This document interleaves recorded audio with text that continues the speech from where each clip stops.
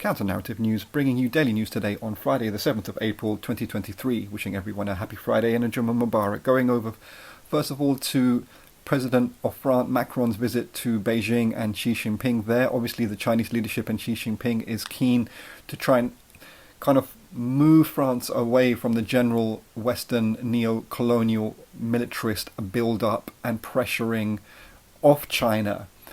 And on Macron's part, obviously he's there with a big business delegation as well, and he's seeking to posture as some kind of global statesman, particularly as his countrymen and women are still involved in an uprising against his government and his currently forcing through a pension reform to raise the pension age to 64.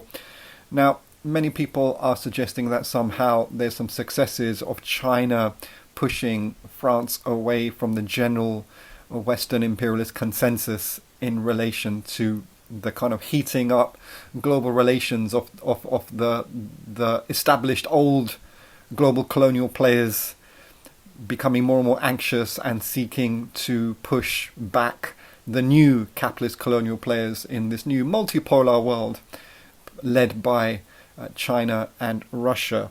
However, if we reflect back to 20 years ago when Britain and the USA initiated their project of destruction, occupation and invasion against Iraq, France protested at that point, and it did not support that particular military project of the Britain and the USA. But so what? Did it mean anything for the Iraqi people and for the global South people in general who were impacted by that? No, not at all. Iraq was destroyed and Britain and US got what they wanted, and France was just complaining on the sidelines, being totally ineffective. And everything indicates that that's going to be the situation going forward. If people want to take control of world history towards peace, then they have to do that themselves. No one else is going to do that for them.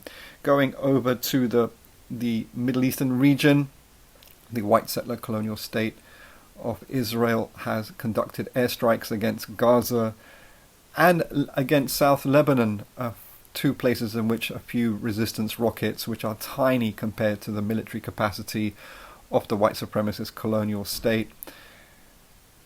And it also shows that Netanyahu's regime has been quite successful in playing off the protests, which have stopped, and he will continue with his violent colonial project, and people who are part of Israeli society as veritable colonial white supremacist settlers will be totally fine with that.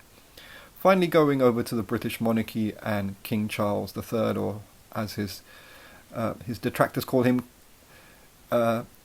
King Charles III has actioned an investigation historically into the British monarchy's involvement on the colonial enslavement of African people. It's a very clever move by the British monarchy for a number of reasons. First of all, the monarchy knows very well that there is no real opposition to it, that its rule is secure and hegemonic and embedded with a far-right trajectory of the British government and state, and so everything is safe for the monarchy going forward, despite its different crises. It's not an existentialist one that really threatens the institution.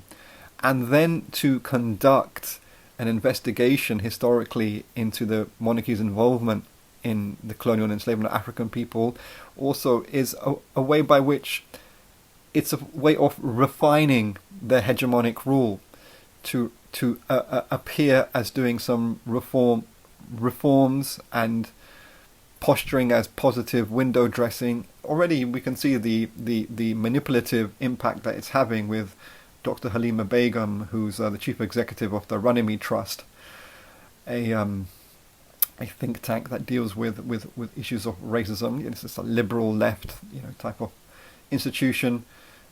Dr. Begum says, quote, "Such a move," that's King Charles's investigation into the monarchy, and a possible apology for that. Anyway, quote, "Since such a move could really inspire millions of British citizens and citizens across the Commonwealth," she said, adding that it could become a healing moment in which British institutions and the British people themselves reflect on the impact, the nuances and ongoing legacy of historical racism in this country and continue to take measures required to address its consequences at all levels. End of quote. Sorry, I mean, it's just utterly nonsensical and very reflective of the delusional, corrupt nature of the liberal left community, in that it's nothing inspiring here at all. Might inspire Dr. Begum and her similarly liberal left colleagues. For the rest of the grassroots, we're in a state of fragmentation, division, growing pressure, exploitation and oppression, and division and depression. Okay, a healing moment, really? Healing what? What's healing? Healing is only grassroots radical revolutionary resistance that gains reforms, that serves the people in a self-organized way and brings happiness and relief to our community. There is no healing otherwise. This is just abstracted liberal kind of posturing and psychobabble, frankly. But it all indicates there's also another interesting thing that Charles did in a recent couple of years. He just bowled into the Black Cultural Archives in Brixton with his Chief of Staff of the Army. And he's just throwing his weight around, and it's quite an embarrassing scene because many people of the committee of the Black Cultural Archives are fawning all over the monarch or the monarch-to-be. But the reason we share that incident is it shows how brazen the monarchy is and how they know that they can manipulate the very people that they oppress so easily. Very embarrassingly, the Voice newspaper gave an issue of the paper around the handover of the monarchy from Queen Elizabeth to King Charles. Gave King Charles the editorship of the Voice newspaper. And then also in that immediate moment of the handover last late summer, in September, Chris Carber was shot dead by police. It was de facto a test to the black grassroots that we will shoot one of yours, someone who you respect and someone who is a creative and a known, artistic representative of the black grassroots. He's dead. He's gone. We can do what we like. What are you going to do about it? Nothing. You're going to do nothing. You're going to fawn. You're going to just, what's the word?